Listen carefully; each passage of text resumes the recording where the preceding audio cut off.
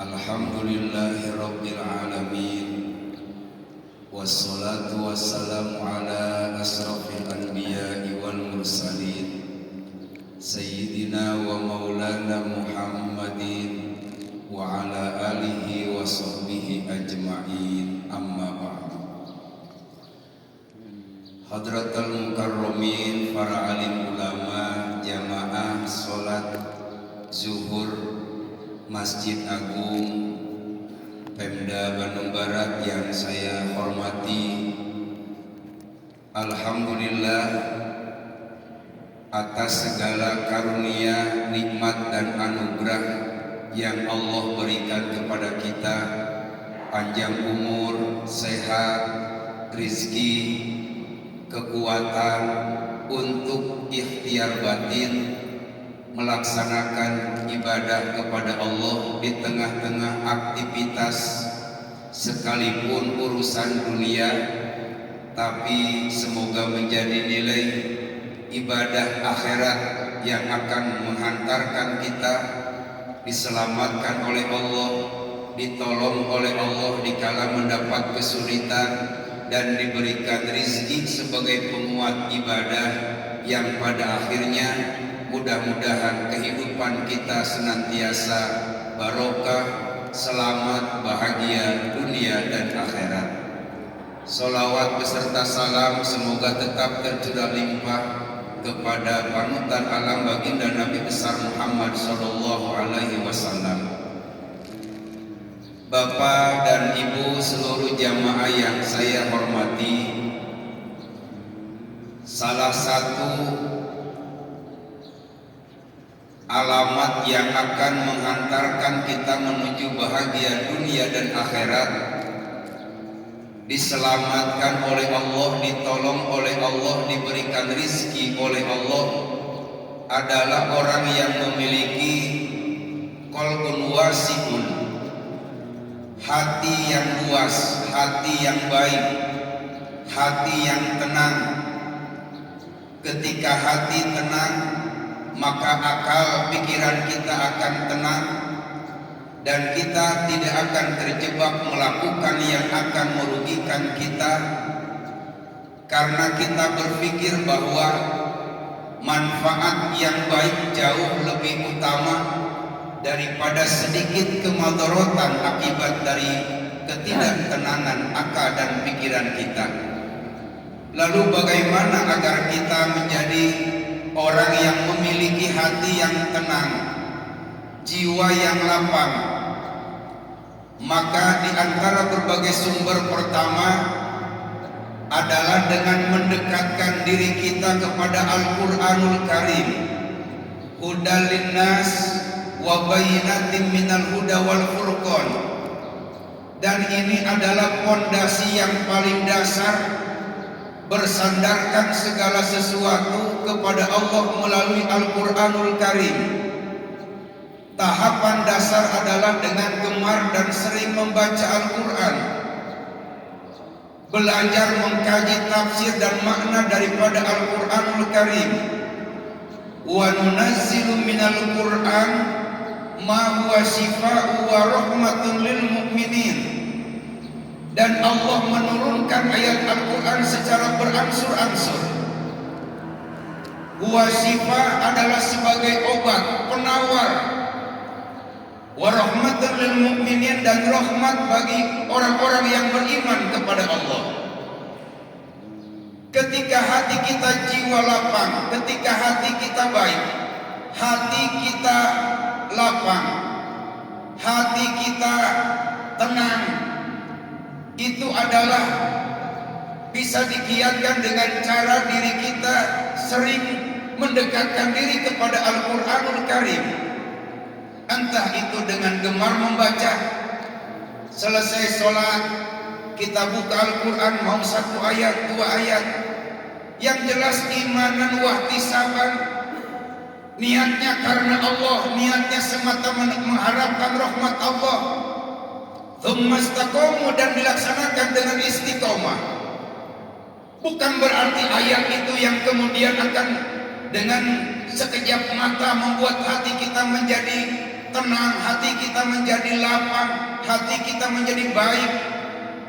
Tapi sekecil sedikit ayat Al-Quran yang kita baca, kemudian tsumastaqamu, kita laksanakan dengan istiqomah, lambat laun itu yang akan mengikis keburukan hati kita, lambat laun akan mengikis kesombongan kita, yang pada akhirnya akan melahirkan hati yang lapang, hati yang tenang.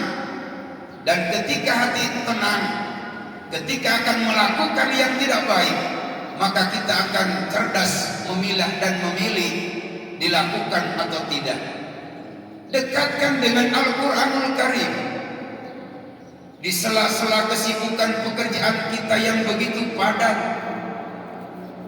kemudian dikala istirahat, sebagai kewajiban utama adalah sholat yang 5 waktu, dan kemudian mendekatkan lisan kita dengan membaca Al-Quran.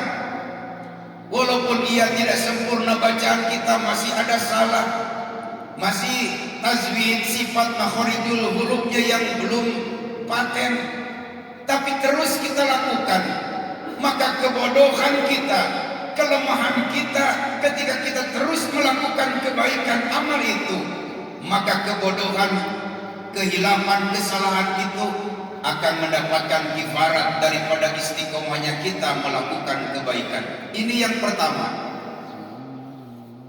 Kemudian yang kedua adalah dengan cara memperbanyak berzikir kepada Allah. Maka kita hati akan menjadi tenang, jiwa kita akan lapang. Orang yang hatinya lapang, jiwanya lapang. Ketika mendapatkan kenikmatan, ia syukur, tidak jumawa, merasa bahwa semua yang kita nikmati, kemewahan yang kita rasakan adalah karena kerja keras kita. Di balik itu ada takdir Allah yang kita tidak tahu dan dirahasiakan oleh Allah. Dulu di kala muda mungkin berpikir ingin menjadi A, dikala kita menjelang bertambah usia terus bertambah. Kadang di luar dugaan, tidak sesuai dan dengan harapan kita. Ada mungkin yang malah jelek, ada yang lebih meningkat di luar dugaan. Dan itu adalah nasib takdir yang Allah berikan, yang dirahasiakan, tidak pernah diberikan kepada siapapun, kecuali mereka yang mau harokah, kecuali mereka yang mau melangkah untuk menuju cita-cita yang diharapkannya. Dan orang yang hatinya tenang adalah dengan cara memperbanyak berzikir. Ala bidzikrillahi tatmainnul qulub. Ingatlah, hanya dengan mengingat Allah hati kita akan menjadi tenang. Setelah sholat fardu kita baca wirid. Segala yang kita lakukan jauh dari kesempurnaan, tapi kita juga tidak kuat akan menahan siksa dan api neraka kelak di yaumul akhir.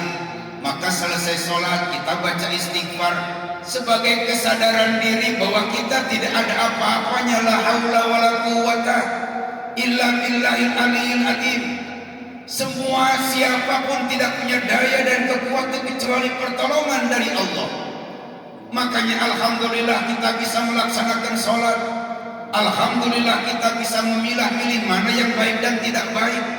Alhamdulillah kita masih bisa duduk sama rendah, berdiri sama tinggi, bersama-sama dengan orang yang soleh dan soleha. Itu adalah nikmat dan takdir Allah yang terbaik yang diberikan kepada kita.